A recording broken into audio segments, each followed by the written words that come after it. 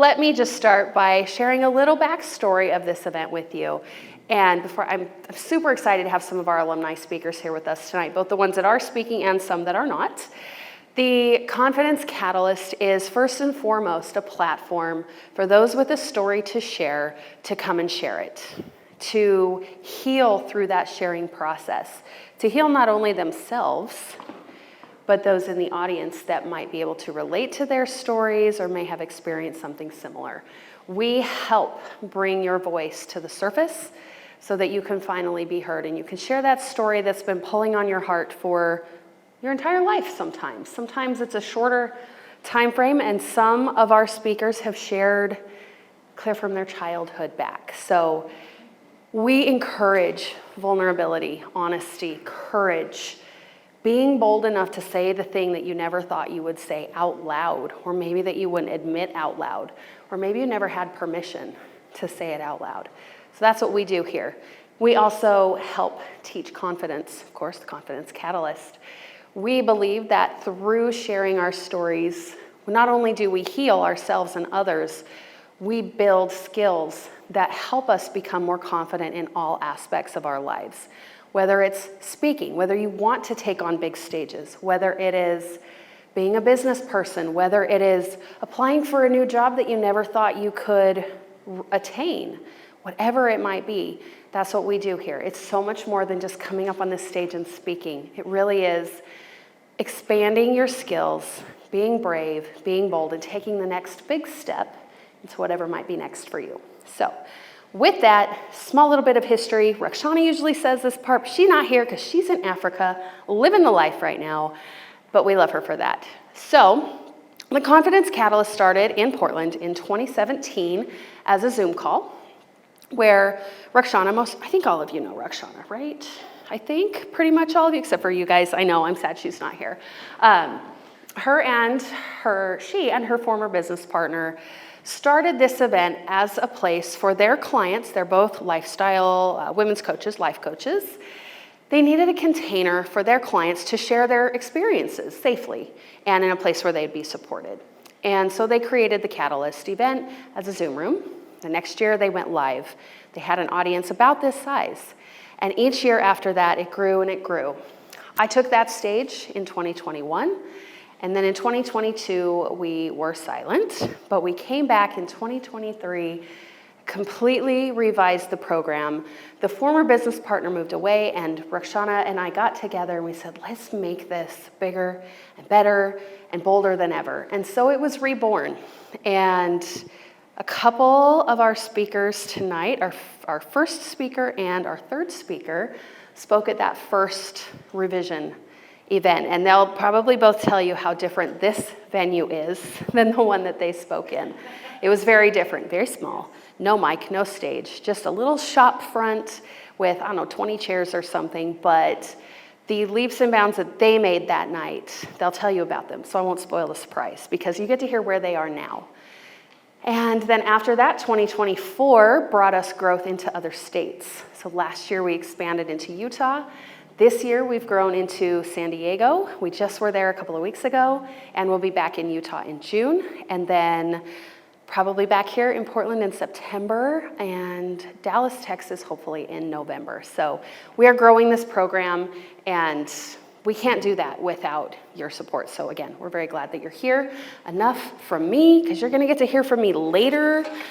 Surprise, I'm your fourth speaker tonight because our speaker that was supposed to be on the lineup was unable to leave her business this evening, and so I am taking her spot, which is okay because I haven't shared my story in quite a while either. So without further ado, I want to introduce our first speaker for the evening, Miss Audrey Clark. Audrey is a business coach, and now in her newfound career, a women's finance coach, right? Is that right? Educator, financial educator. There we go. She has spent a lot of years unlearning some things that were programmed into her as a child, and I think you'll find her story to be very, very powerful. So please welcome to the stage, Audrey. Thank you.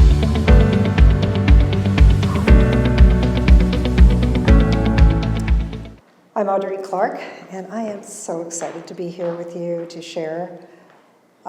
This story comes from deep down, and it has impacted my life. And when I was approached by April and Rakshana, I felt it was a great time to start to look at it and see how it might look different, or my life might look different. So say what you want to say and let the words fall out. That was a song by Sarah Bareilles. It's called Brave, but that was never my anthem. That was never my story. It was the exact opposite. My story begins not on a stage, not on a spotlight, but it begins on a train. And thus I want to bring forth a railroad tie, because that's really where it started. So a long time ago, there were two little boys. One was 7, one was 9. They had just lost their father that they adored. And their mother put them on a train alone, and they traveled from Portland, Oregon, to Minot, North Dakota, to their uncle's chicken ranch to stay with their grandparents. They were alone, and they'd been given instructions from their mother: be quiet, be good, don't draw attention to yourself, and don't say anything. And being 7 and 9, that's what they did. So this was not a change of address for them. This was a journey of survival. And they learned that lesson well.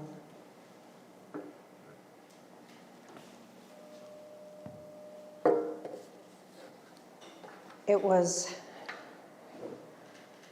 a survival sound of being quiet.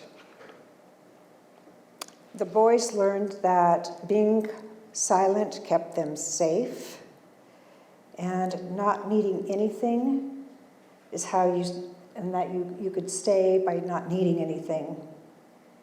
And unfortunately, my father took that silence into adulthood. He took it into the responsibilities that he had, to the stress that he had, and to actually money matters. And just like all of us, when we are brought up in a family or a home, we take on those roles and those patterns. And so I inherited that silence. And not just in words, in energy, in body language, in all the things that you can think of, and especially around the quietness of money and the fear and the tension of that. The feeling of financial security was something fragile, and that asking for help might make you be a burden. And that's how generational patterns start, so that we can often just survive in our situation. And they're passed down not through the stories, but through the stories that are lived. And we named them, and ours was called Silence. And it was my survival story. And my nervous system internalized that, so it became a part of my way of life.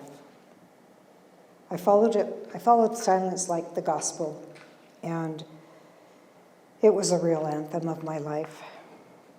So without realizing it, traveled to the next generation, which was me. Growing up, I was the oldest of 4 children. There were 4, each of us were about 2 years apart. And when we went to see family or friends, there was one thing that we always heard, is that your children are so good, we don't even know they're there. How can you miss 4 small children? How can you miss 4 small children? So we were taught, don't say anything, don't speak until you're spoken to, make sure that you don't bring attention to yourself, and be good. And so we did. We not only learned it, we inherited it. We learned our part very well, and good children were quiet, and good children were to be seen and not heard. And we became very good at disappearing in plain sight. But something started to bother me, even at a young age. It's like, if I'm so good, why does this feel so bad inside? I couldn't drop that feeling of it just doesn't feel good. And that went on like unanswered prayer all through my life and in school. In school, it affected me. I didn't raise my hand because that would mean being seen.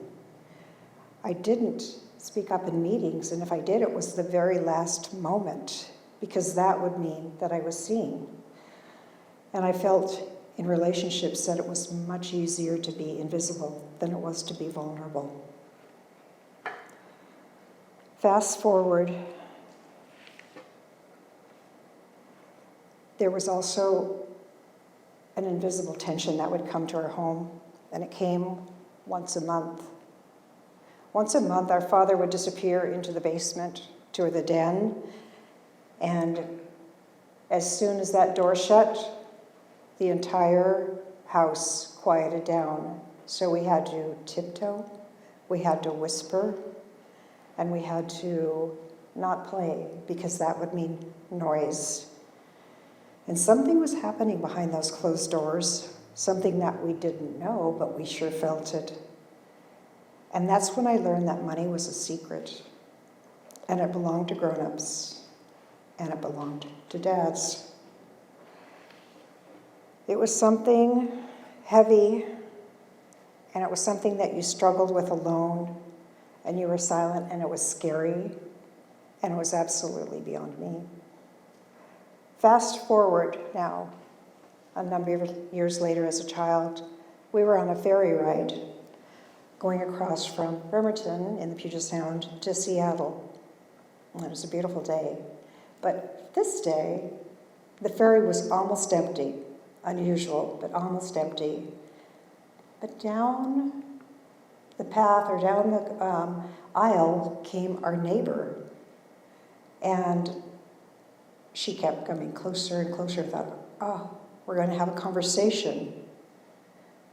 And she sat down next to us and started in talking. And I thought,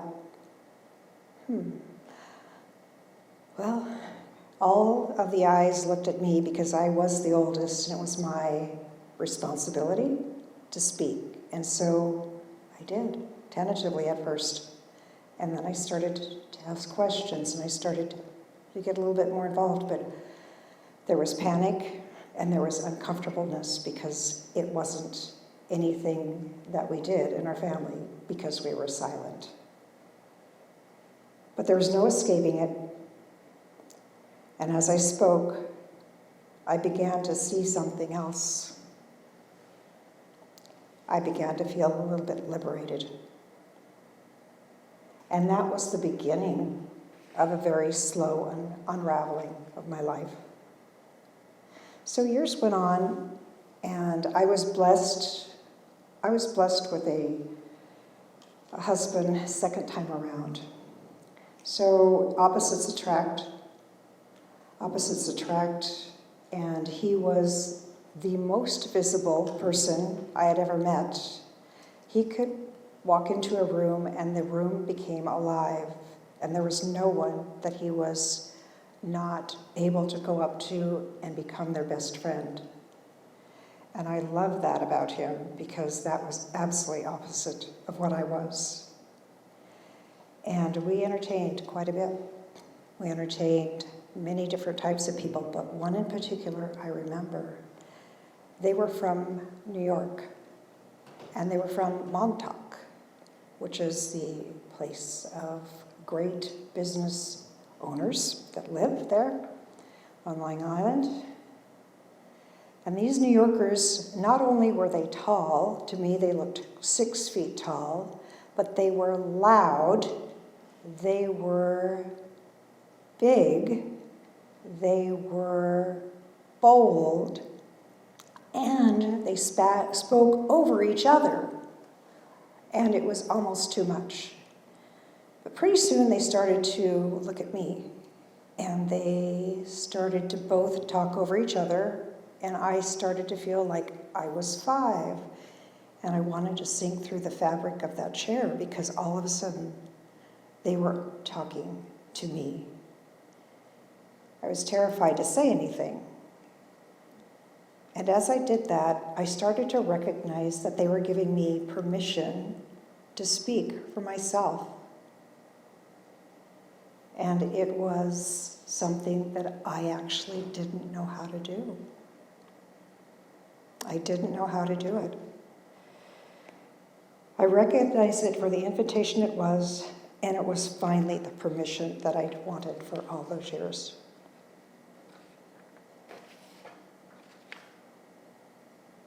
That moment haunted me for a long time. On every silent meal, at every closed-door meeting, and every unopened bank statement. And not surprisingly, it would in fact affect my finances as well. I would avoid looking at my bank statements the same way I avoided speaking up. I felt fear of exposure would lead me to do smart things, not smart things, and I made not smart decisions. I lost money in the stock market because of decisions.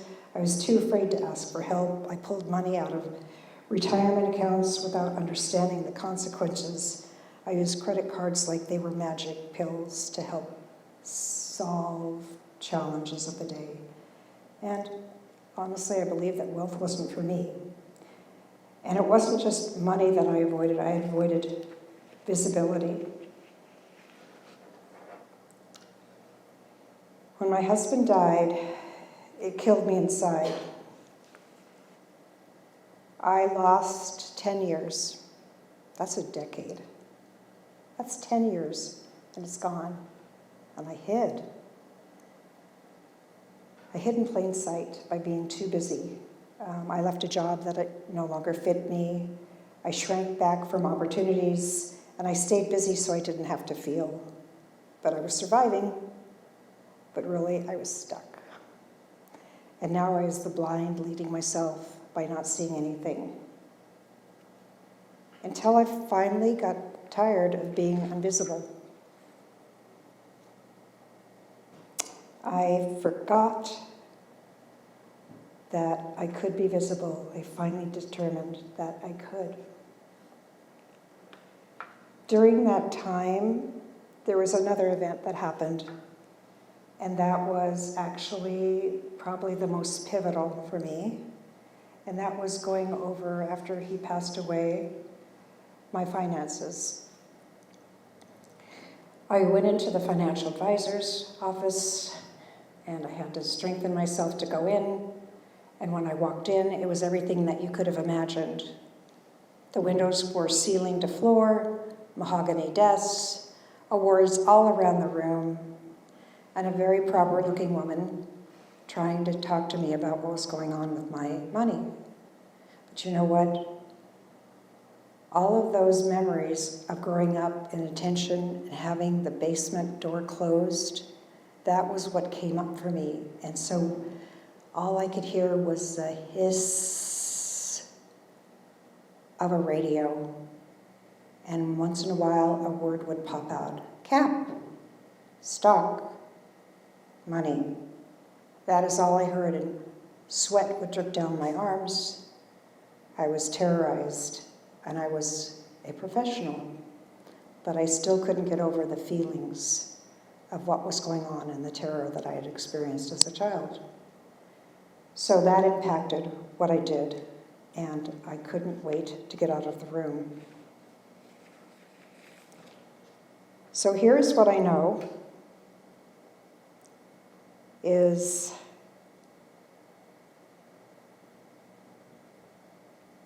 there's a battle between my conditioned self and my authentic self. And finally, the conditioned self believes not in facts. It believes just what the habits are. But you know what? Habits can be broken.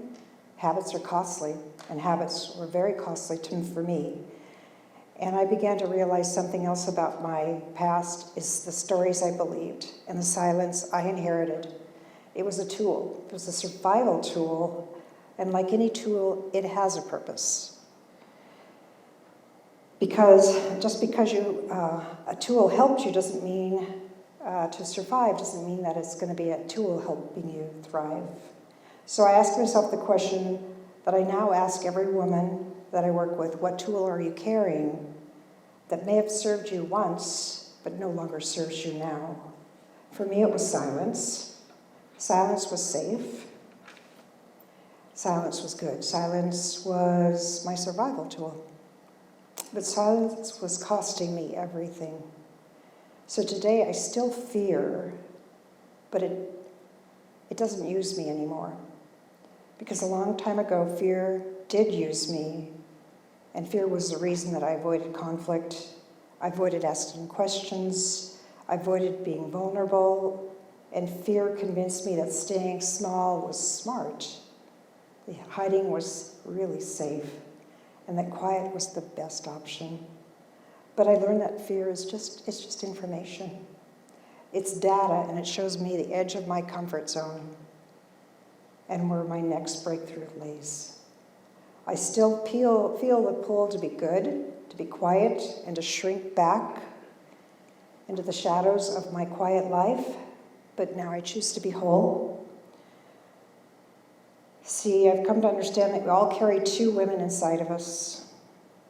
There's the conditioned self, the one who learned early that disappearing was the best way to survive, and she's cautious. And she's quick to judge, and she's quick to shrink, and quick to protect. And then there's the other one, and she is wild, she's bold, and she wants to be seen. And she's now in charge of my life. But they do battle it out, and sometimes the quiet one wins. Here's also what I've learned, is both parts of me have value, and both parts of me have wisdom, but only one of them gets to lead. And I'm choosing to lead, not perfectly, but just courageously. Because courage will never have all the answers, and it was never about being flawless or fearless. Courage is about showing up anyway. Standing in the spotlight, even when your knees are shaking, and taking responsibility for your visibility. I used to think that leadership was about having it all together, and now I know the truth. I know the truth of that. Leadership is about being first, breaking generational patterns, and saying out loud what your younger self was afraid to whisper. It's standing here, all messy and human and vulnerable, and saying, here I am, this is me, I'm here, and not hiding anymore, because I know now you can't lead others to their freedom if you're imprisoned by your silence. And you cannot be whole, truly whole, while still pretending that one part of you does not exist.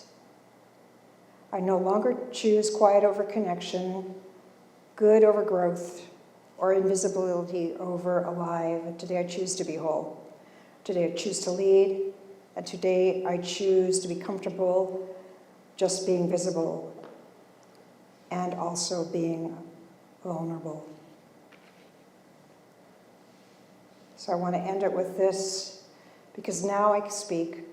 Now I show up and I help women, entrepreneurs, empower them to use their voices about money, about their lives, and understand that money is a tool, and it has data, and just like our voices.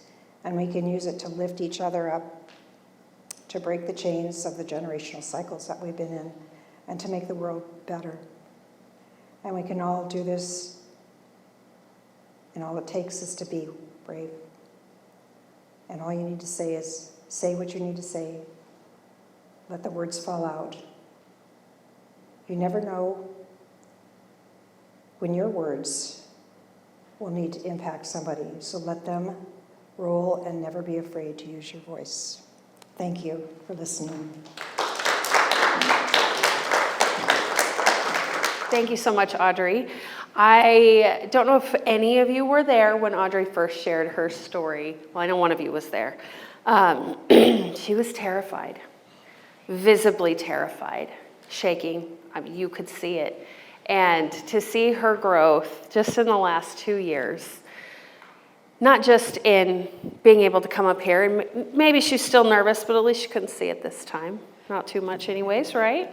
She wasn't going like this, so that's growth. But to see her excited to be visible and to share her new career path and the pivots and all of these moments that she's discovered in just a very short period of time, it's just been incredible. So I just want you to know that she is living what she's just said to you. She is being brave. She is being visible. She's becoming more and more comfortable being vulnerable every day. So thank you for that, Audrey. Thank you for sharing again. All right, our next speaker is, again, an alumni from 2023, our fall edition, Miss Becky Arthur. Becky is a high energy, very passionate individual who advocates harder than anyone I know for mental health awareness. She is very skilled and very experienced in working with and helping those who have mental health challenges. And she's on a mission. She might call it a rampage, but I'm calling it a mission to bring more resources, more education, more support to those that need it, because especially now where it seems like there's more mental health issues than there ever has been, I just think we're more aware of it now. It was always there, but now the need for the support and resources is there, and we need more people like Becky out there pursuing this mission. So I will let Becky tell you what she is up to these days. Please welcome Becky Arthur.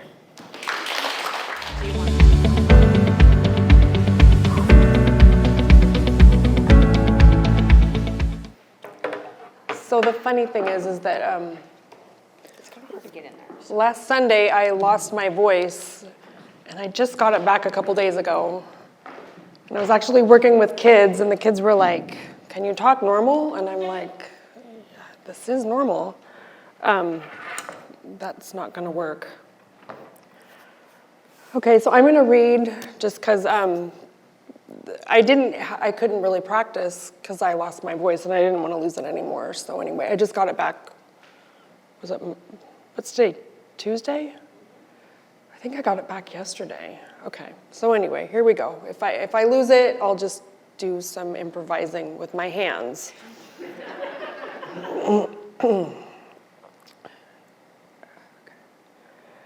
Never in a million years did I think I'd be giving a public speech. Yet I'm here, alive, upright, possibly over-caffeinated, definitely under-medicated.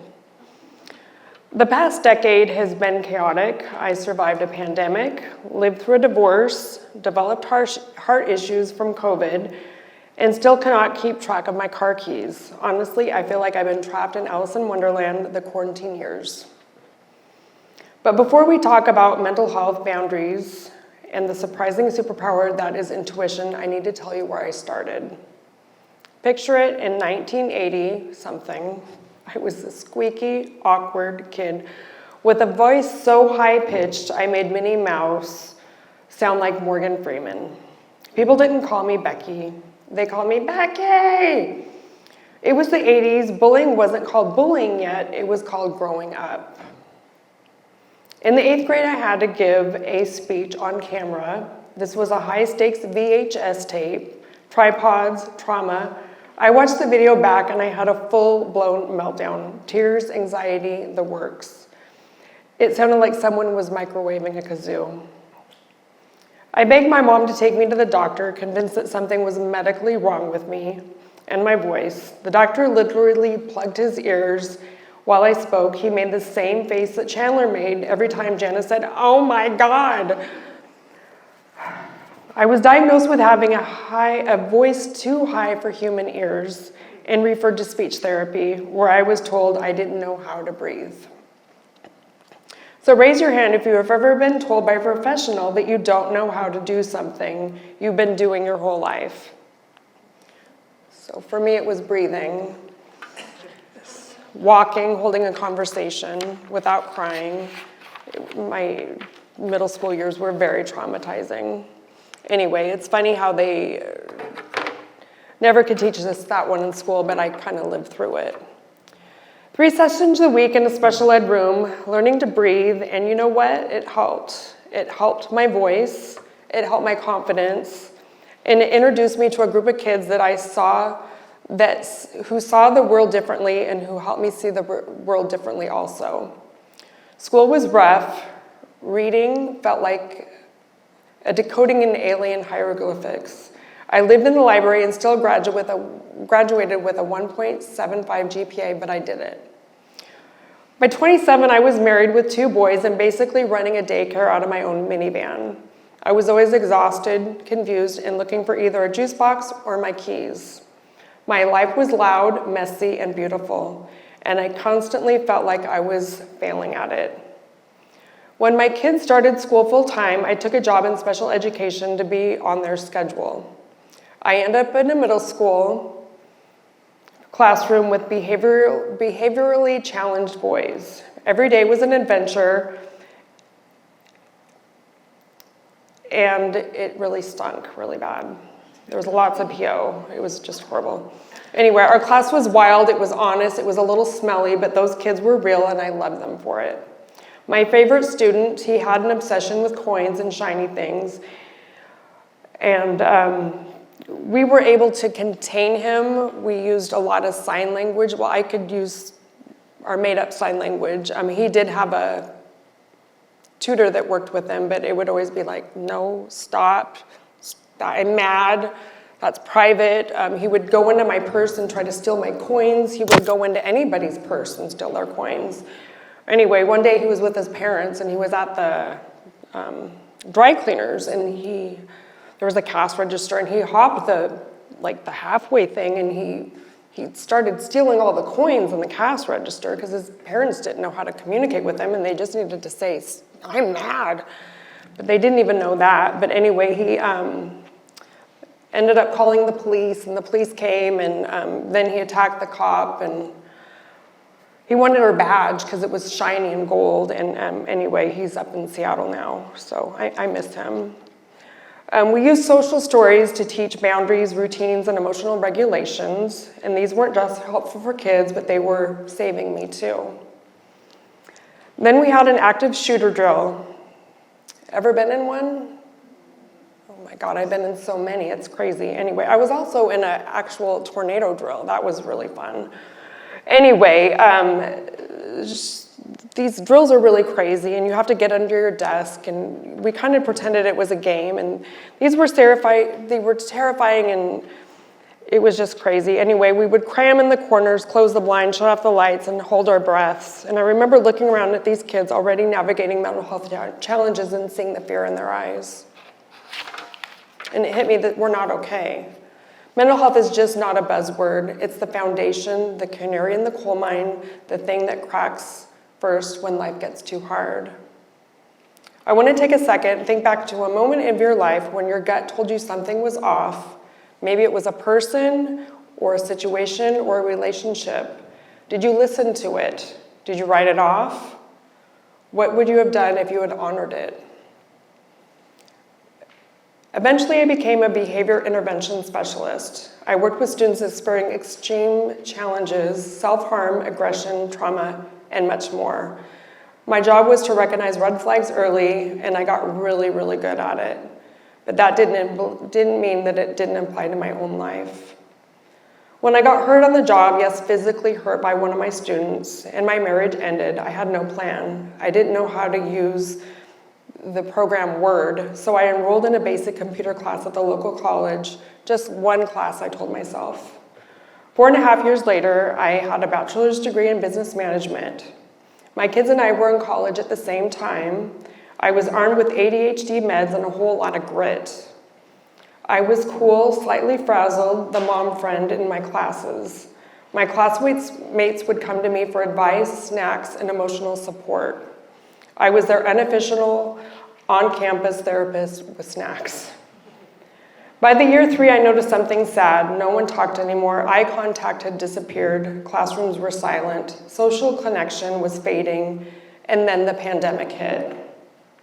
Online learning broke me, but it pushed me through, powered by caffeine, YouTube tutorials, and group projects where the 20-year-olds made the slides and I brought the insight.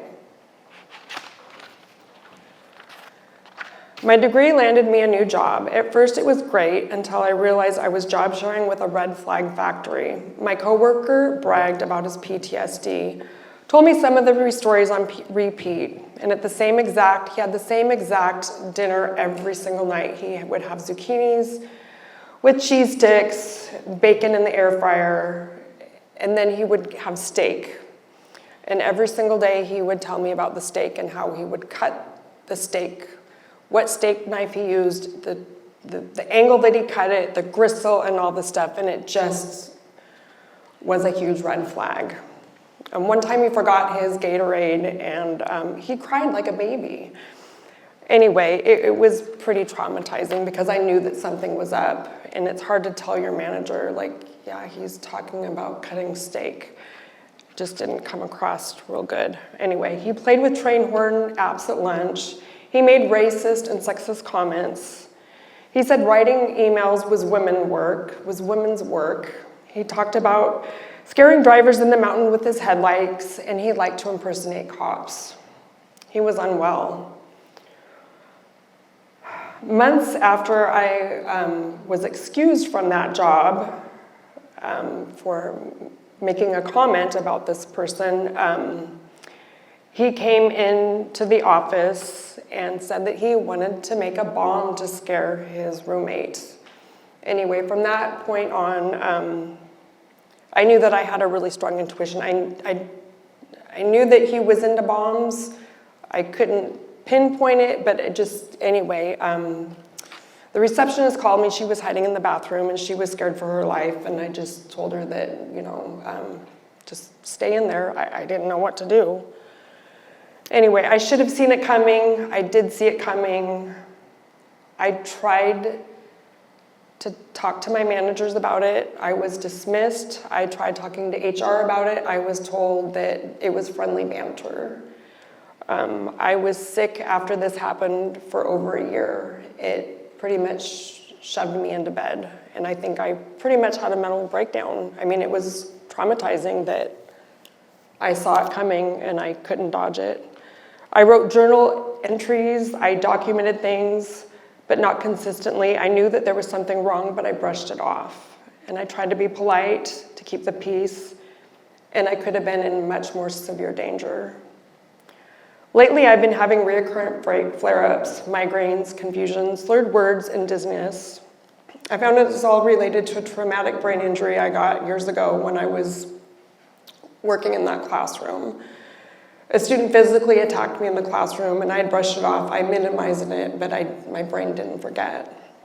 Now I deal with memory issues and mental fatigue, but sometimes it makes it hard to finish my thoughts and even hold a conversation. But here's the twist. Those same flaws made me funny, made me creative, made me real. I used to be ashamed of how loud, scattered, and intense I was. Now I know that those parts of me are signals, not deficits. Or defects, sorry. They are my body's way of saying, pay attention, something's off, protect yourself. We spend way too much time trying to seem normal, and that's what we miss. And here's what's real. Mental health matters. Intuition is not imaginary. A calm exterior does not equal inner peace. And when your gut says this feels off, you do not need permission to listen. If no one has told you today, you are allowed to leave, to say no, to write it down, to draw a line, to ask for help, to say this isn't working for me. This is not drama, this is power. It's also important that we send emails, or at least send emails to yourself so you have timestamps. A lot of these stories that I wrote to myself, if I would have written them down and just emailed to myself, at least it would have been timestamped and I would have had some protection against me when it comes to me losing my job. So anyway, thank you for listening to my wild, messy, hilarious, heartbreaking journey. I hope that something that in it reminds you to take yourself seriously, even if the world hasn't yet. Because you know what? You are not crazy, you are not too much, and your story might be the very one that someone else needs to hear. I also wanted to add that my most recent job, sorry, I'm going to put my shoes on here. My most recent job, there was a red flag, and I said something to my manager. And they're like, oh no, it's fine, we've got it taken care of. Guess who got whiplash 3 weeks ago? So anyway, listen to your intuition and look out for those red flags, because you don't want to be like me. Thank you.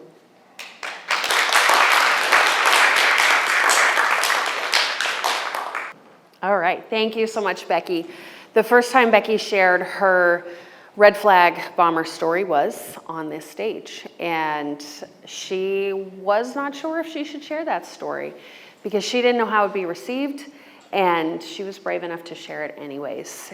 And so since then, I've had a few opportunities to work with Becky, and she is extremely passionate about, again, about supporting those that need support with mental health. So if you know someone or have ideas and want to connect with Becky, please do so, because she has way more experience and knowledge that she gives herself credit for, and she's going to do really good things out there someday. So keep telling that story. Keep telling that story. All right, our next speaker, we have one more speaker before intermission, and then we'll take a break, mix and mingle, eat the snacks, use the restroom if you need to, get water. We have some different things for you guys to look at and just kind of check out. So one more speaker, then you get a break, then we come back, we'll hear from our amazing sponsors, and then I will come on and share my story with you, and then we'll have some fun. So it is my absolute divalicious pleasure to welcome to the stage Dawn Renee, who, as some of you may or may not know, is the queen of being divalicious, and she'll tell you all about that. This lady right here, we met 2.5 years ago, and there was an instant connection. And when I learned that she was going to be on our very first Revitalized Confidence Catalyst, it was like a match made in heaven. And we have become besties. I'm going to make her cry before she even speaks, which means that she'll have a harder time speaking. So this is a test for her. It's okay. We have just formed such a close bond, and we also, with Amanda and Rakshana, we have a team. And if you ever needed a business bestie, this is the one I'm so glad that I found. So I could dish on her all night, but I won't, because we have things to do. So without further ado, no tears yet? I could keep going. She's trying. All right, well, she won't make it. It's fine, right? I know most of you already know Dawn Renee. If you don't know her, you're about to. Please welcome to the stage my very bestest business bestie, Dawn Renee.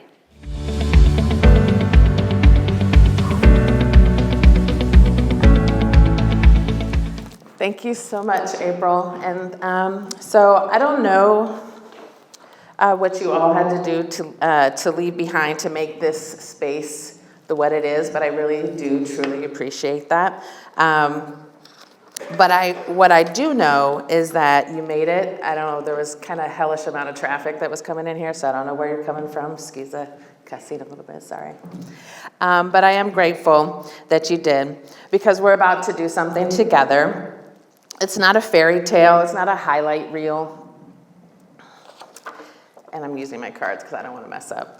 But there's no perfect script with a shiny bow waiting for you at the end. This is real life, my life. And if you'll let me, I'd like to invite you into it, because maybe, just maybe, part of my story are parts of your story too. There's a moment in every woman's life, I know there's some men out there so they can do it too, where she looks in the mirror, not to check her lipstick, not to fix her hair, but just to ask herself, how did I get here? I've had that moment more than once, and maybe twice. The things about those moments, they don't announce themselves. They show up on ordinary days, on days when you think you're holding it together just fine, but then you catch your reflection and don't even recognize the woman that's staring back at you. I wasn't born into ease. I wasn't handed safety, stability, or a silver spoon. I was born into survival. I'm gonna adjust this here, sorry. It's not quite high enough. My mother was a woman fighting battles most people never saw, diagnosed with schizophrenia, doing the best she could with what she had.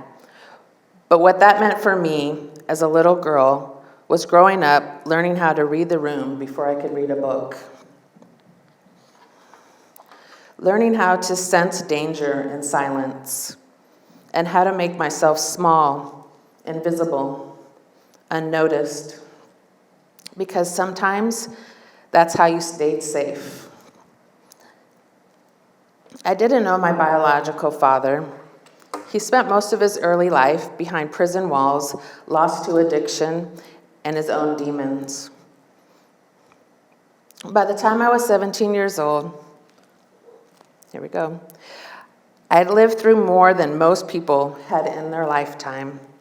Foster care, domestic violence, a pregnancy I wasn't ready for,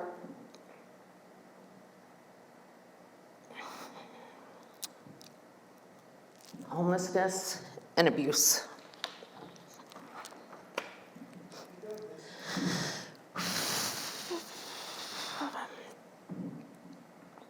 And when I say homelessness, I don't mean couch surfing at a friend's house. I mean nights where I didn't know where I was going to sleep.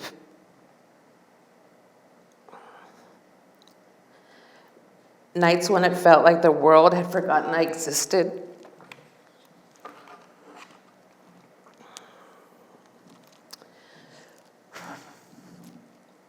See, you guys told me I was broken, I was exhausted, and I was so lost.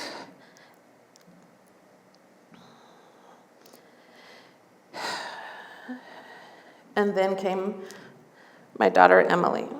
In 1996, I gave birth to a beautiful, boundless girl, and in so many ways, she saved my life.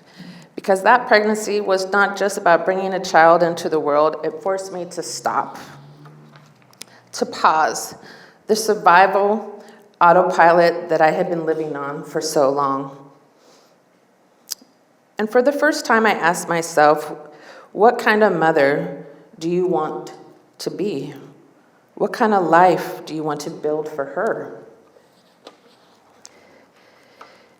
And the honest answer was, I wasn't there yet.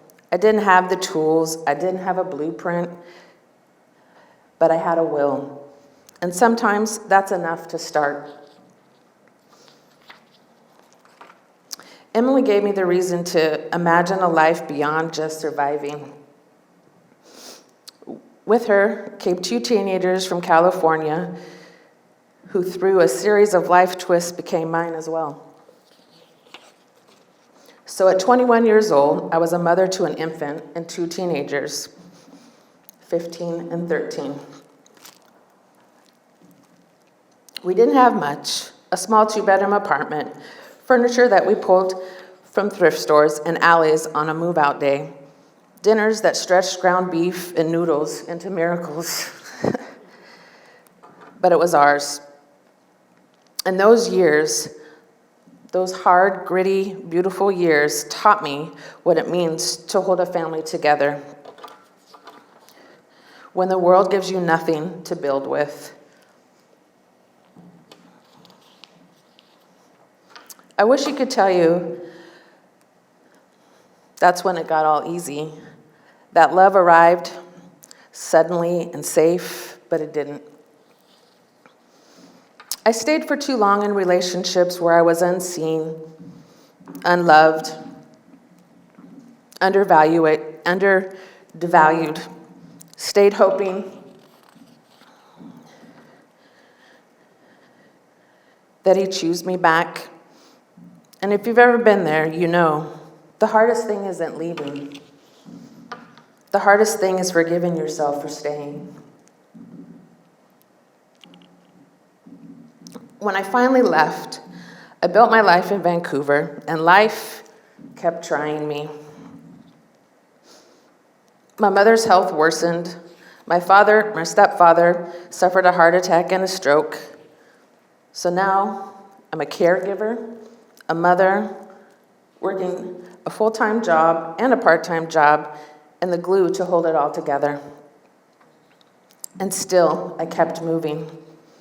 Somewhere in the storm, life surprised me. I became pregnant again, and against all odds, gave birth to my son, Terrence. All 10 pounds, 9 ounces. Oh my gosh. And I wish I could tell you I was ready then, but the truth is I was terrified, because loving your children means letting pieces of your heart walk around outside your body every day. And raising teenagers in this world, it's a battlefield, I kid you not, between social media and peer pressure, mental health challenges, and expectations no generation before them have ever faced. There are days that I question myself, days like I'm failing. And I recently found myself in one of those seasons where motherhood felt heavier than usual, where standing my ground hurt, where life was hard, being a mom was hard, and choosing myself in the middle of all of this felt impossible. But what I did learn, and what I'm still learning, is that you don't have to do it alone.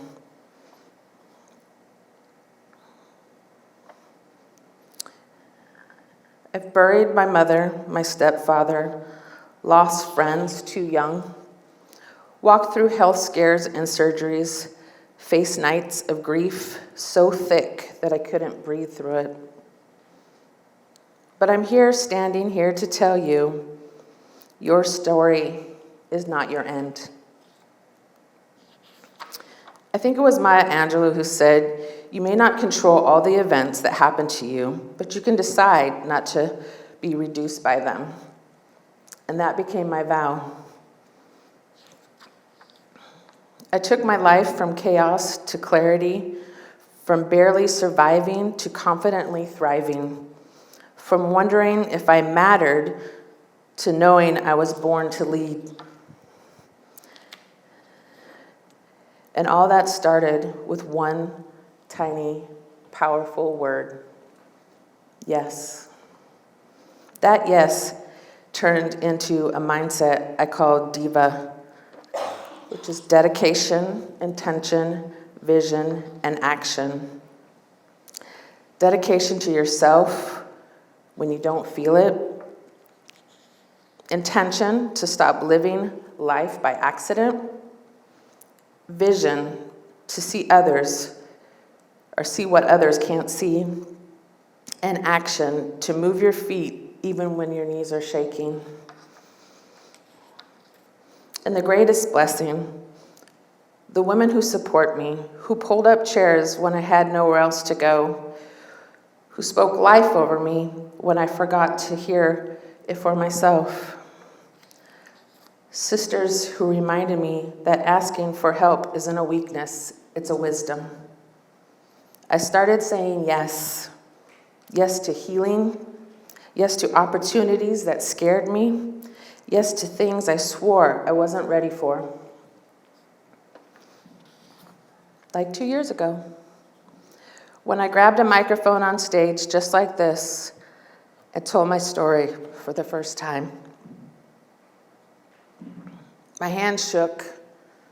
I ugly cried. It was really ugly, trust me. This is not. But my spirit was steady. The more I spoke, the more women came up to me and said, "Me too." I climbed a literal mountain, several mountains, figuratively and literally, 10 weeks of hiking with Rakshana. Oh my gosh, let me tell you that story. Every Sunday morning, I'd pack up all my stuff, drive to Gateway Transit Center. We all climb in the car and we hide up in the mountain. She's like, "Oh, it's a little walk." 8 hours later, snow, hail. But I'd end up with Mount St. Helens, me on the mountain. Every step, I doubted myself. By standing at the top of the mountain, covered in sweat and tears, and my lungs burning, I met a version of me I had never met before. A strong, worthy, capable woman. It's pretty badass. That's what I am. Since then, not only have I done that, I've started my own business with Little Dash of Diva, officially LLC'd. I've built a women called Everyday Divas.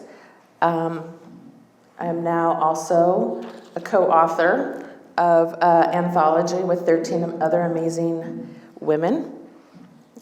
I've been given opportunities to MC events for women empowerment, all because of the yes. And although it's all through it all, life still lifes. I'm still raising a teenager boy who thinks deodorant is optional. I still grieve. I still have hard days, but now I don't carry it alone. I built a life where community matters, where love is chosen, where I get to now be a grandma to my 3-month-old Mabel Rain, a mother-in-law to a man who loves my daughter, a mom to a son, and finally also know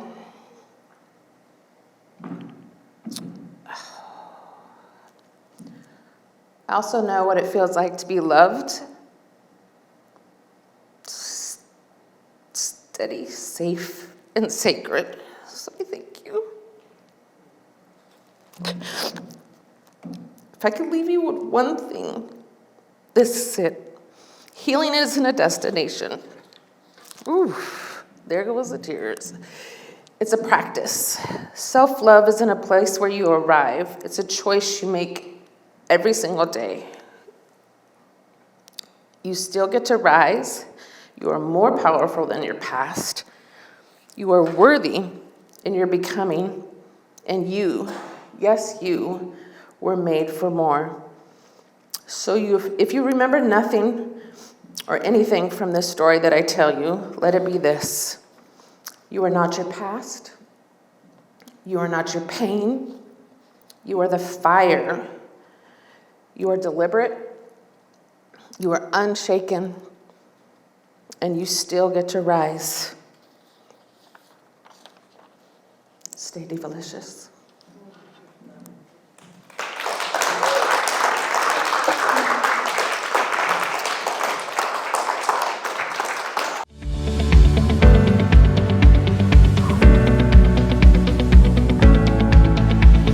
At this point in the program, I get to bring our sponsors on the stage to tell us about what it is that they do. Before I do that, let me explain why we have sponsors. So each Catalyst event, we solicit one exclusive sponsor. The sponsor is vetted. We are pretty picky about who we will align our mission with. We like to choose sponsors that support and empower women in their growth, have good values, give back to their communities. And when I was introduced to Heidi, she fit the bill absolutely perfectly, and she's just really cool. So, and then I find out she has a partner, Lori, and they both came. So we get to hear from Heidi and Lori tonight about their business and their services that they offer. And again, part of being a sponsor is that they get to promote their business. They get to connect with you all. They get to share what it is that they do and learn about you in the process. So they are on a mission just like we are, to spread the word, to help more people, to support more women in their badass growth, and all of the things that we're all trying to do right now. So without further ado, I will welcome Lori to the stage. Heidi's going to be our offstage support cheerleader over there. If you don't have one of these little booklets, please raise your hand and we'll make sure that you get one. All right, so we need one for Kylie. Heidi, did you get one? Awesome. Colleen, did you get one? Excellent. Amanda, did you want one? Sure. So we need one for Amanda. Everybody over here on this side got one? Yes, and I have one. Okay, I think we are all set. Lori, take it away. Thank you so much. Thank you. So just to explain this little situation, Heidi is catcalling from the side because she's dealing with a little bit of pain in her hip and her leg, and it is much better for her to sit rather than stand. So we are giving her some grace. Everybody send their best mojo, positive energy towards for healing and for support. Because we're getting on an airplane tomorrow to go back to Salt Lake. So, okay, to start off, how many of you love what you do? Love sharing your mission? Love sharing your story? Love impacting people in the world, right? Love making a difference? How many of you have ever been in an open Jeep on safari and stared a lion in the face while you've got Maasai warriors changing a flat tire like they're in NASCAR? Nobody? One? Sweet. Soul sisters right here.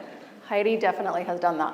I'm going to backtrack to that story a little bit. In the spirit of storytelling tonight, everything I was going to share with you is out the window, and I'm going to share this sexual story because I feel like it's important. I feel like we are now kindred spirits, right? We're now sisters. I've heard your stories.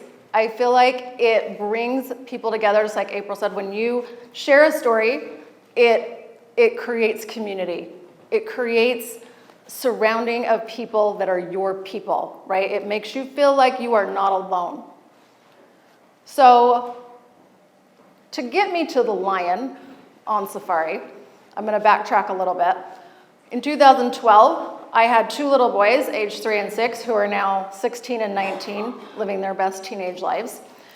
And at 3 and 6, I was happily married to my high school sweetheart. Had a very blessed life, was doing quite well. I was a stock and bond trader from the time I was 21 years old. I was very successful in the corporate world, was teaching brokers nationally to have a amazing book of business. I was a sales coordinator, sales trainer, and a wealth manager, doing pretty well in my career. At the time, again, my boys were 3 and 6, I had a great marriage. We were in a good position. We were doing really well, again, living our best lives. I, however, was apparently living a different marriage than he was living, unbeknownst to me. So a bomb was dropped on my marriage, again, from my perspective, out of the blue, and I became a single parent very suddenly and had to change things up. At the time, I was asked by some of my brokers that I was training if I would teach their buddy over at Fidelity in the sales practices that I was teaching. I said no, because I am employed with E-Trade at the time, and that would be a giant conflict of interest. But because my world had now imploded, I was saying yes to everything, because now I was mid-identity crisis. I had no idea who I was, didn't trust anybody, didn't trust myself, because the life I was living was apparently not the life I was living. It was a facade. So anybody could have thrown anything at me that year, and I would have said yes to it. Whether that was a wise decision or not is still unknown. Some of that has led to some amazing things. Some of it, probably could have done without. But one of those decisions was a friend of mine who came to me literally a month after the implosion and said, hey, some of my friends and I are going to Kenya, Africa. Would you like to come?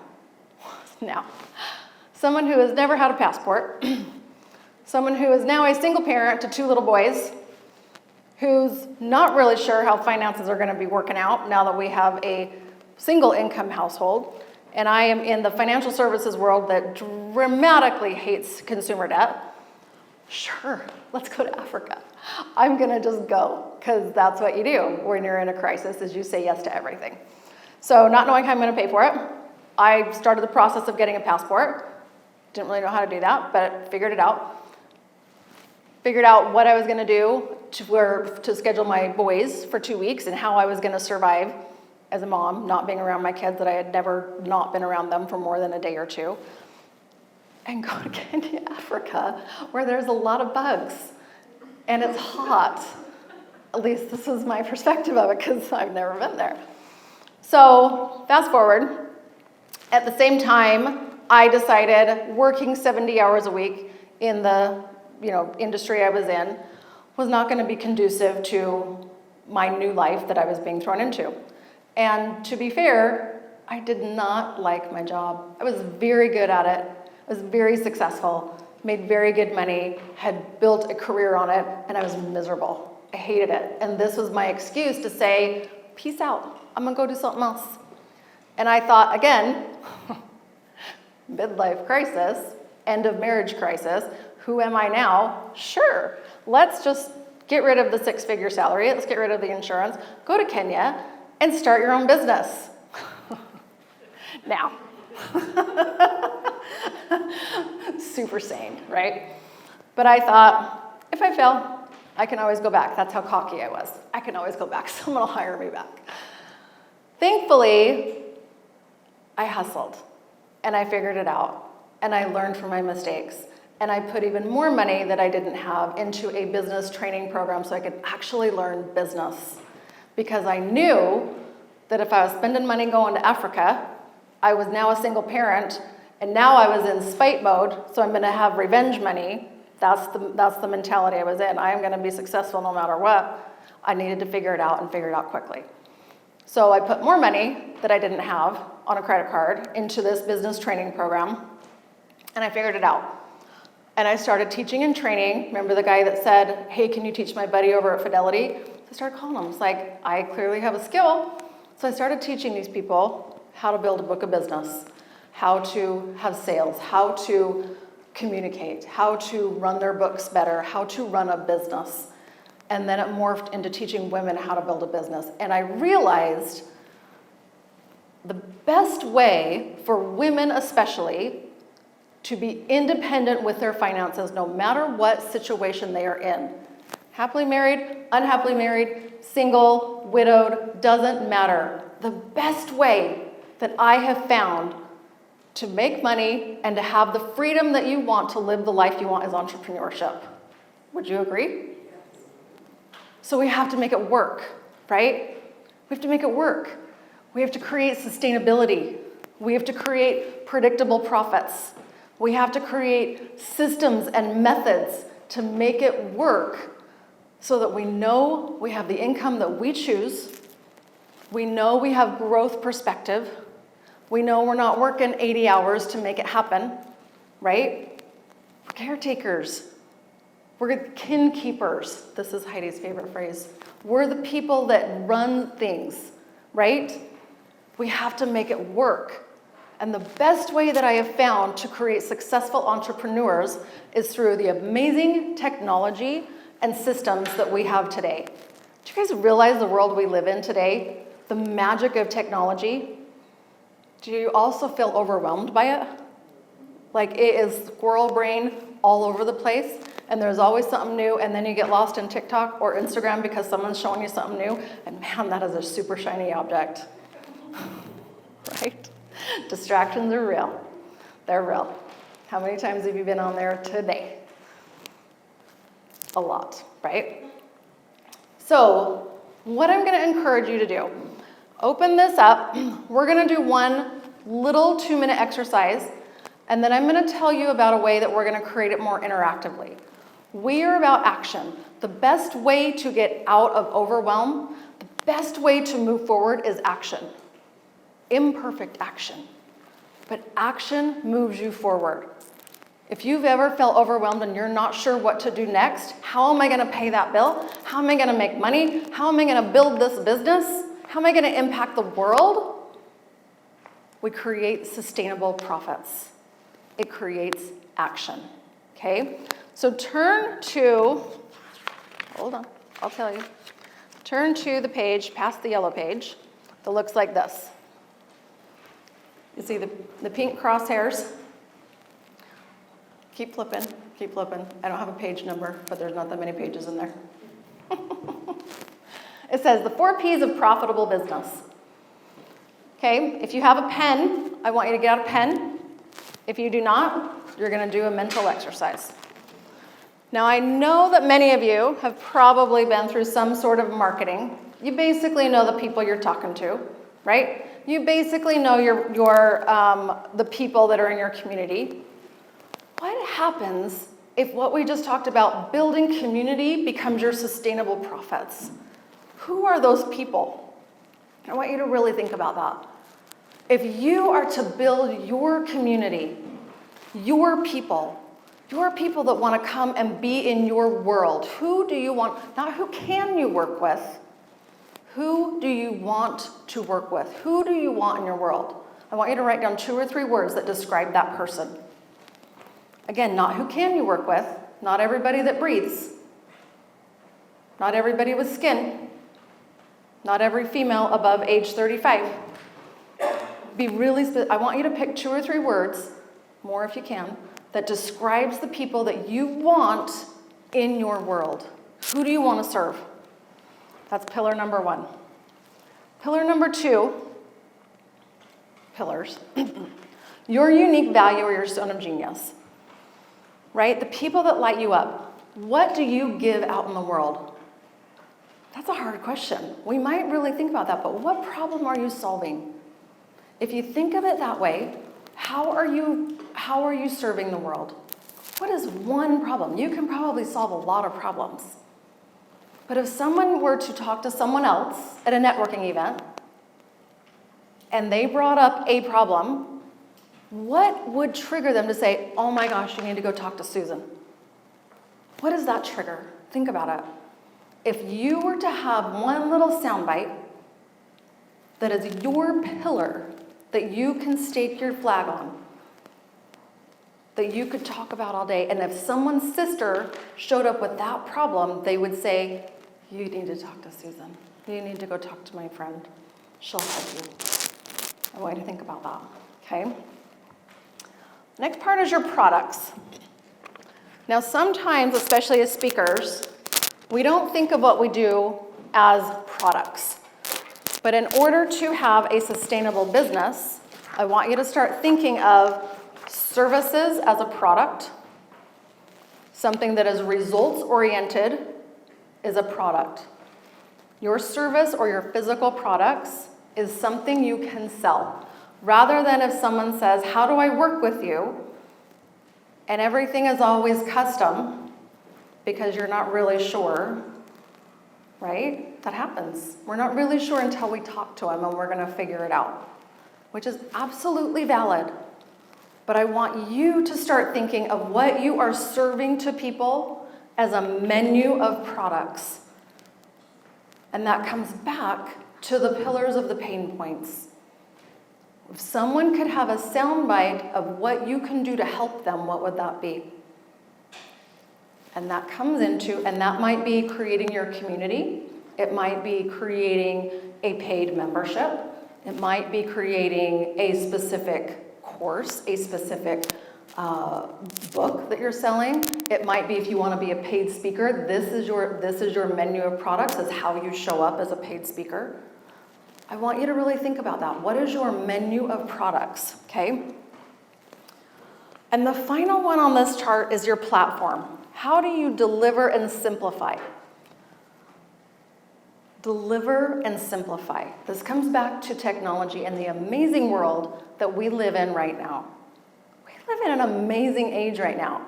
How many of you have touched AI? Right? How many of you have followed the Instagram or the TikTok trend of taking your dog in the picture and turning it into a human? believe me, it's become a distraction. I am here to tell you it is a powerful tool if we use it right. It becomes your sales assistant. It becomes your graphic designer. It becomes your content creator. It becomes your advisor when you are looking at how you're going to form something legally. Right? It becomes your coach. It becomes your assistant. But we have to use it correctly, and we have to put it into an automation system where you can keep track of those leads. Rather than, oh my gosh, I forgot to respond to this person. I met her last week. Now it's too late. Dang it. That might have been a lost sale. But now I'm embarrassed. I haven't gotten back to her and I forgot. Or you see somebody the same time. If you go to a networking event every 30 days and you keep saying, we should catch up. We should go to lunch. You should come see my product. You should do this. We should do this. You should meet this person. I found this person. You should meet her. And then it's crickets, right? What would happen if you had an automated system that you could just put a little reminder in there? It'll pop up on your Tuesday task and say, you need to call this lady and remind her that she's coming to this thing. Or you need to call this lady and say, you need to meet her and here's why. And you become a connector. But you can't do that if it's all in our heads because we're thinking about school lunches and drop-offs and permission slips. And I got to take care of my mom in the home. And I got to call the doctor. And I got all the 100,000 things and the tabs that are open in our brains. How are you expected to run a profitable business? Automation, right? You know me, right? All the tabs in our brains, believe me, we got a lot of tabs going on. So to make it easier on ourselves, we got to use technology. So this is why Heidi and I created the Business Blender. My history, like I said, is in financial services and operations management. Her history is all in, in technology. She is a brilliant technology brain. She knows how to do this, and we have a support system of our technology team and software that actually works for people. It works. And we have tools to help people like you who are changing the world to make money doing it. We want you to get the stuff out of your brain into a system so you can start to have support and systems that work. So you know when you are showing up to speak somewhere, what your next call to action is. Whether that is to sell a product, a service, a coaching program, build your membership. I tell you what, that is the best way to build something that is sustainable when you have a membership and a community of people around you. Even if you build a free community, those are your people, right? And you can do events with them. You can present things to them. You can support them in a bigger and better way. And you're changing the world and you're creating sustainability for yourself. That's what we want. So my whole story of getting from the implosion of the marriage to seeing the lion on safari, that really did happen. We had a tire blowout and it scared the lion and he woke up. It's a whole other story. But I've never seen Maasai warriors change tires faster than that. And they got us out of there and it was the best. It was the best. It was awesome. We all survived. The lion didn't move. He was just staring us all down. It was a little scary. I have a good picture of him, like through those. We had another Jeep that came and kind of blocked us. So it was like the lion, dummy Jeep, our Jeep down the hill, and we could see the lion through the window, and he was still staring us down. He didn't care that there was a Jeep in between us. It was an adventure. But that's what you do when you're, figuring yourself out. You go on an adventure.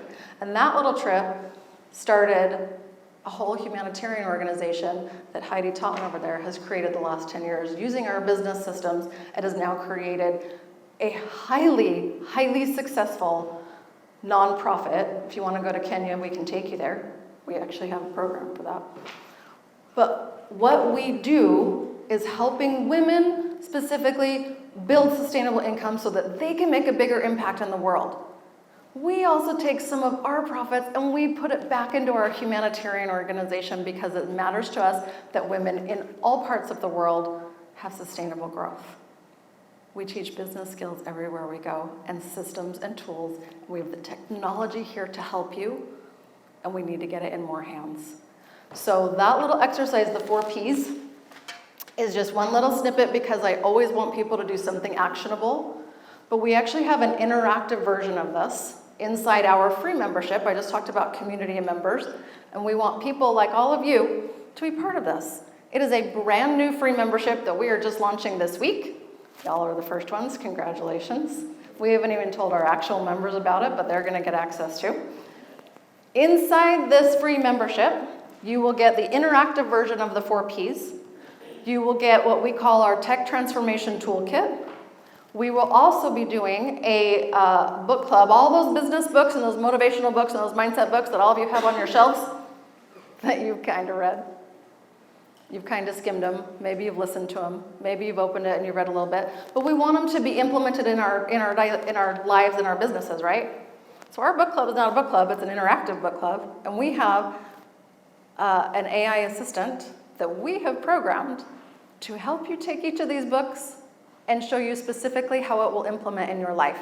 It will give you a plan so that we can take all these cool tools, all these great resources, all these things and say, how do I implement this? How do I use this? How does this work for me? We have a tool for that. We have an app for that? No, we have a tool for that. Inside the free community. How you get access to that is by going to thebusinessblender.com. There are like 14 buttons on that page that say, let me in. Pick any of them, and it will let you in. We made it very clear how to get in. From there, again, it is a free community, a ton of free resources. We will be doing the interactive book club experience every single month, in addition to connecting with other women, both here and in Salt Lake, and in Denver, and in all the places that we go, because we don't just want this to be a backyard community. We want this to be a thriving community of women just like you from all over the country. And that is our job, is to bring that community together so y'all can meet and can share stories and can support each other, and we want you to make money so you can change the world. That is what we're doing. So I hope you join us. We would love to see you in that community. If you want to talk about what any of the technology or anything else beyond that, we are here this evening. You are welcome to, even once you're in there, there's a little chat button. You can message us anytime. We are here to just support you, and we want to see you all thrive. Thank you for having us.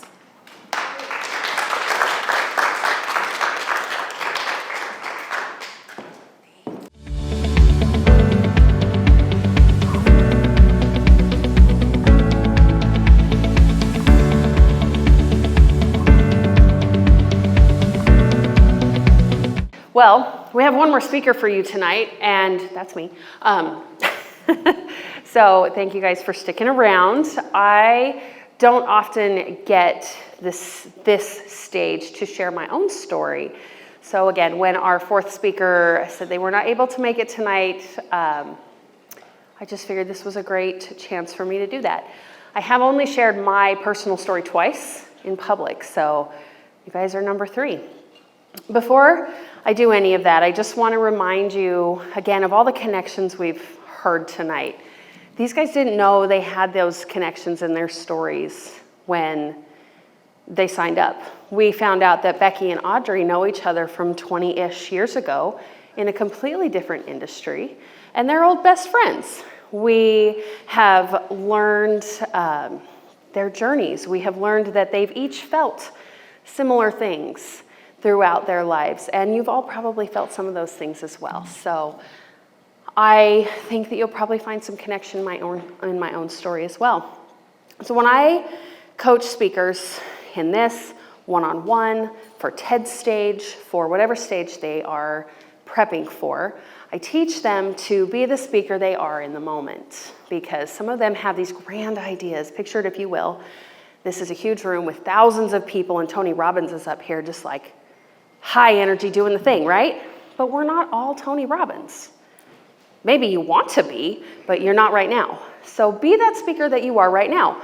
And you'll notice they all used note cards. I love that, because I would rather have someone up here speaking comfortably as possible, with notes, but getting the story the way they want it, than to be up here going, I forgot what I was gonna say next. Somebody help, right? Because that's embarrassing. But I also teach my speakers that we have to push ourselves. We have to be a little uncomfortable, or that comfort zone never gets bigger, right? We don't step out of our comfort zones. They just get bigger. That's all. So tonight, I'm going to try to share this story without crying and without notes. So here we go. I don't have any childhood traumas to share with you. On the contrary, I had a wonderful childhood. Sometimes I feel this weird sense of reverse survivor's guilt. I work with a lot of women who have had some horrendous childhood experiences. And I feel guilty that I can't relate to them because I didn't have that. I grew up on a farm. Oh, did my mic just die? My mic just died. All right, cool. We'll just keep going without the mic until we get a new battery.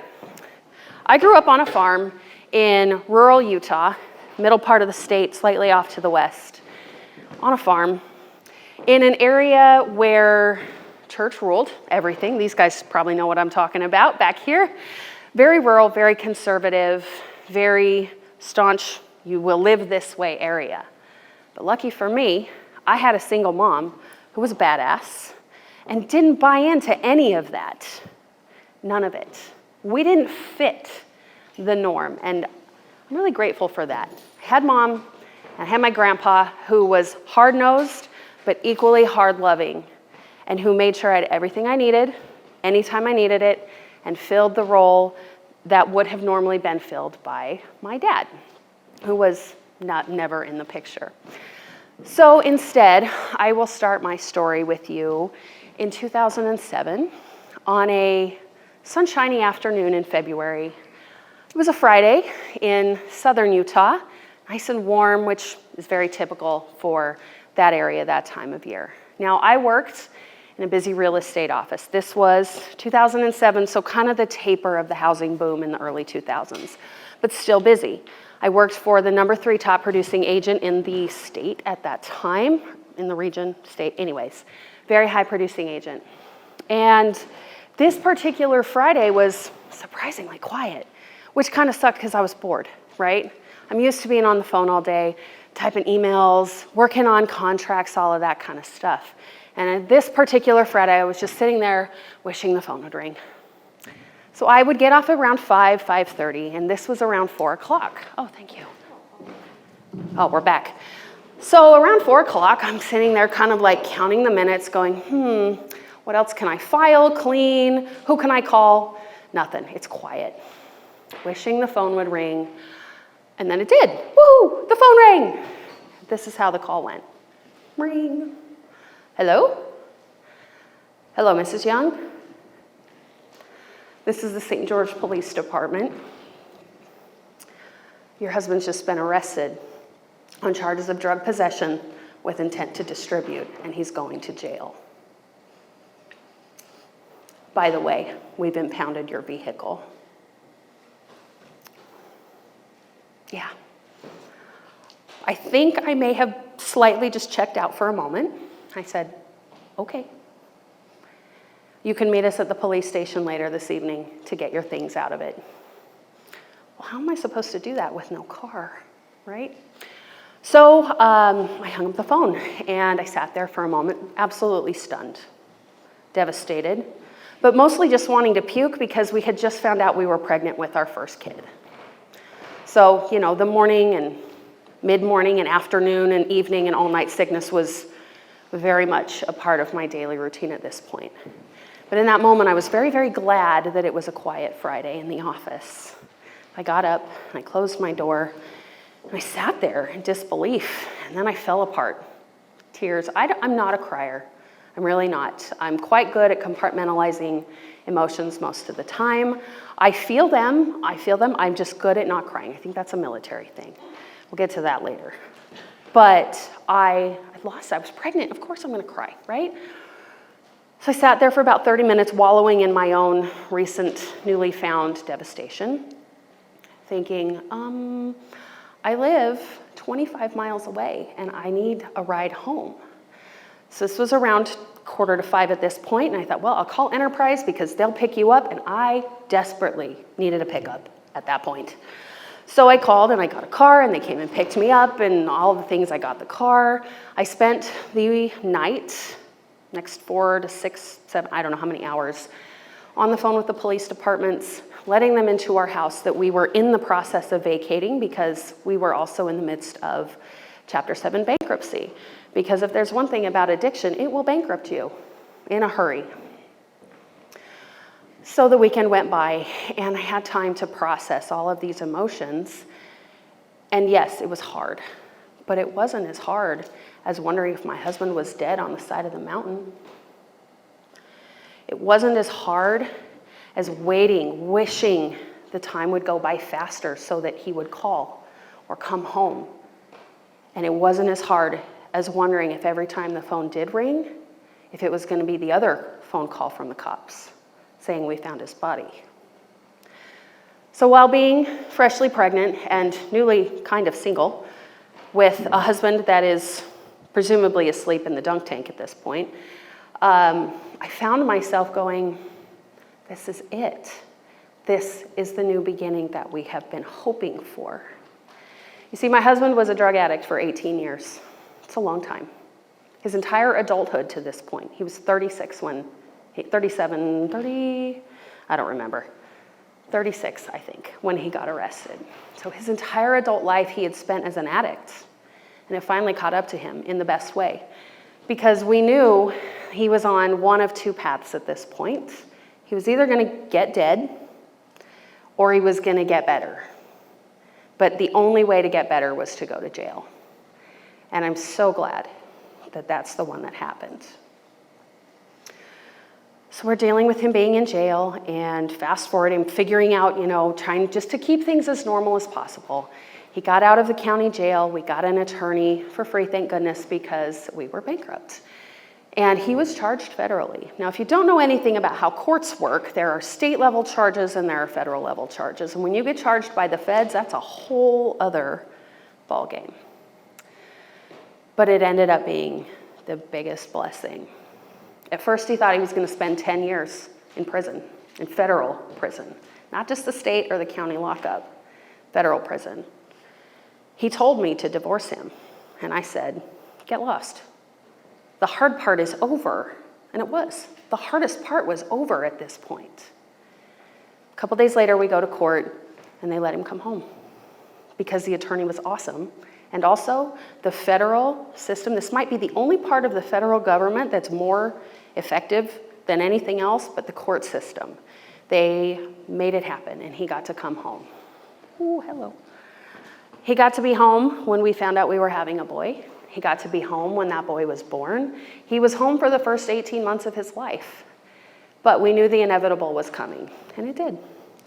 And on March 20th, 2009, we dropped him off at federal prison in Taft, California, which if you don't know where that is, it's just south of Bakersfield in the middle of the desert with a cat litter plant next door. I guess if you want to try to escape and go, anyways. Instantly, I was a single mom to an 18-month-old. And I realized at that moment, this was going to be hard. Still hard, not as hard as before, but hard in a different way. But I knew I could do it because I had done hard things before, and I was raised by a single mom who made it happen every day. So we got home, we settled into our normal life, as normal as it can be when you go from married to single in the blink of an eye, and you're not single, but you are, because all the responsibilities then fell to me, everything. It was a lot. I was overwhelmed for weeks. I wanted to pack up my entire house and move to Bakersfield because it was close. But then the rational part of my brain kicked in and said, you can't do that because you have a good job. You have people in your life that are here to support you. As fate would have it, those people entered my life at the peak of his addiction. In 2006, when I entered the real estate market as a transaction coordinator, I got hired by a husband and wife team who still are the most phenomenal people. Neither one of us knew at that point what we were both going through silently until just before my husband was arrested, when I found out their son was addicted to heroin. And I told them that my husband was addicted to methamphetamines. And we were able to travel this journey together for years. They were so supportive. We went to, family group therapy together so that we could talk and get through this, because as we've learned tonight, when we share, we can all heal together. And that is so very true. And that may be where my drive for this platform, this program comes from. So we fast forward to a little bit later in 2009. I was working full-time. I was full-time parenting. I had just bought a house, right? 2 years out of bankruptcy, was able to buy a house. We moved, and then I got the brilliant idea that I was not busy enough. So I was going to go back to school and finish my bachelor's degree. And it was the best decision I ever made. Because one, I love learning, but two, it allowed me to bring music back into my life. I'm a musician. I have been since I was 11. That's 3 decades plus a year at this point, which seems kind of weird. But that one singular decision, coupled with everything I'd been through with my husband, set me on this path that brought me where I am standing right now. So let's travel that path together for just a minute. I decided to go back to school to get my bachelor's degree in music. I went as much as I could, working full-time. My boss was very, very generous to let me take an hour here, an hour there to go to class in person. I did everything I could online and at home in the evenings or evening classes, and I made it almost to the end until one day in 2011, I got a phone call from one of my private instructors. I'm a clarinet player. As a music major, you're required to take private lessons. So he called me and he said, I've just been contacted by a recruiter with the Marine Corps, and they're looking for clarinet players. Are you interested? You talking to me? He was talking to me. I'm like, aren't I too old for that? He's like, I don't know, but it doesn't hurt to have a conversation. So I'm 28 at this point, just for reference. And so we did. We set up a meeting. No one knew. The 3 of us in that room were the only people that knew. I didn't tell anyone. I met with him, and I was so intrigued by this opportunity. Could I really do this? See, I come from a long, long legacy of military service members. Most of my uncles, both of my parents served. My in-laws, family all around have served in one branch of the military or another. No one had served in the Marines. I'll leave that there for you. So it weighed on me. I took it very seriously that this opportunity came to me, because not everybody goes in the Marines, and not everybody goes to be a musician in the Marines. There's very few of us, 600 or so people at any moment are active duty Marine musicians. There's a few thousand of us that are veterans, and that's it in the whole country, and even fewer women in that role. So I thought about it, and I thought hard, and I took my time, and I asked the questions. Long story short, I did it. I did it. And had I not gone through all of the things with my husband, all of the sleepless nights wondering if he was dead somewhere, wondering if things were gonna change, when they were gonna change, how much longer could I hold on, because I was really stubborn and I wasn't gonna let my marriage go to some stupid drug. Could I hold on? All of the mental toughness and the emotional strength that I developed through all of those experiences, the addiction, the subsequent arrest, the recovery support, the going to prison, the being a single parent, the raising my kid, the full-time work, the college, all of these things gave me what I needed to say yes. And I could not let that opportunity pass me by. I could not, in good conscience, look back at that moment in my life and say, I had the chance to do something great and I didn't. I had the chance to do something great and I did. And I did. And guess what? It wasn't hard. Boot camp, we thought was gonna be hard. It's not. Boot camp's the easiest thing you'll ever do in the military. So if you know anyone going to the military, tell them that. They'll appreciate it. It's the truth. It is the truth. So I served my term away from my family. We picked up my husband from his assigned halfway house after his prison term on July 30th, 2012. And on October 8th, I was gone. I went to boot camp. So he got to be the single parent to a now 5-year-old for a while. And I got to go on vacation. It was not vacation. It was fun now. It wasn't fun then. But I served my term. I got out due to an injury. But all through all of it, I look back, and this is what I tell all of my speakers. When you look back at the moments in your life that act as checkpoints, where you've gone past it and you can't go back because you're no longer that person, you'll see that they're connected. That each checkpoint led to the next one. And each checkpoint that still lies in front of you will connect to those and to each other. And as we go along, we earn the strength, we earn the wisdom. And, sometimes it's uncomfortable, but that's just part of life. But each time we pass through those checkpoints, we become a stronger, better version of ourselves. So I decided once again to do something crazy. I finished my bachelor's, that wasn't the crazy part. 18 months later, I decided, let's get a master's degree. Still working full-time, still now with 2 kids. What the hell, right? We'll just do it. We can do hard things. We've done hard things for the last 10 years, no big deal. So I did, and then COVID hit. And I worked in mortgage. Anybody else? I know one. If you don't know, COVID did something really weird to the real estate market where, mortgages were super cheap and affordable and everyone could get one. And housing prices went way up and we were busy. 27 hours a day, 9 days a week, working. It was insane, which leads to massive burnout. And that's a whole nother story. But in the midst of all of that, having just finished my master's in May of 2020, I said, I want to move. Just pack up the house and move. My husband, being very resistant to change, was like, what? You what? I said, it's okay, honey, we're going to make it. So we're moving. And I like to say that we threw a dart at a map, and this is where it landed. It wasn't quite that dramatic. I wish it was. But we did have some guidelines. Florida? No. California? No. Texas? Absolutely not. And no Iowa, because that place is flat, right? I need mountains. I don't know about you guys. We needed the beach somewhat nearby. We needed the forest, and we needed a place where it rains more than 5 inches a year. And it wasn't too hot. This fit the bill. So here we are. We came up here. I know one person that lives here at this point, a friend I went to high school with who currently lives 7 blocks from me. We came up here and it was meant to be. So we moved in September, middle of the pandemic, can't leave the house, can't go anywhere, nothing's open, everyone's requiring masks, just stay home, it's easier.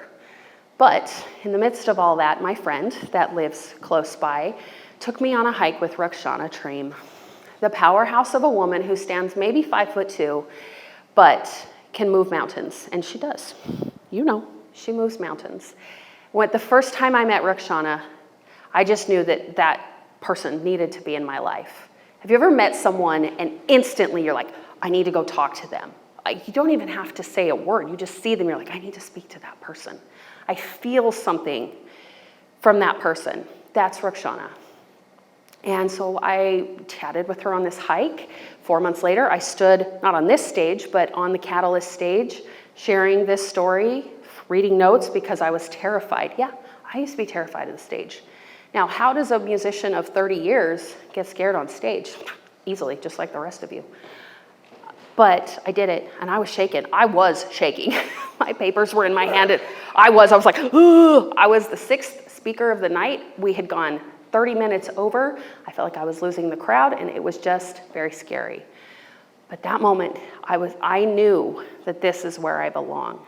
And through Rakshana's mentorship, through the people I've connected with here in this area, I knew that I could continue to move forward. And I left my job last year because of the relationships, the chances, the bravery, the courage, the willingness to be vulnerable and visible and seen and heard, even if I fall on my face, because it could happen, right?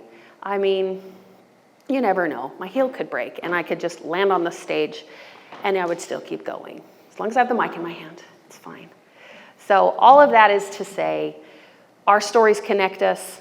If you've been through something, someone in the room's probably been through it too, but we move forward and those stories cultivate us. Just like diamonds, they are put under immense pressure.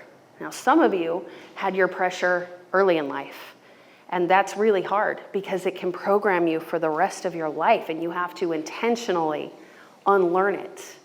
But you're all diamonds. Doesn't matter what you've been through, how long ago it was, or if you're currently going through it. We're all diamonds. Polished, unpolished, it doesn't matter. That pressure creates what we are, and it continues to push us forward in growth. So, with that, this is what I do now. I knew that there was more to life than moving papers and issuing mortgages and looking at house listings on the internet and working in the office in my house for 17 hours a day with no connection to the outside world. For a team whom I loved, but that was 800 miles away. I was a satellite, and as the company started to make cutbacks, I knew I could be on the chopping block. So I didn't give them the chance. I left because that was the time. And so for you, the time is now. The time is now to share your story, to speak up, to be confident, to be bold, to walk up to that person that you saw, that you felt a connection with, and say, hey, my name's April. It's really good to meet you. What brings you here tonight? So that's my story.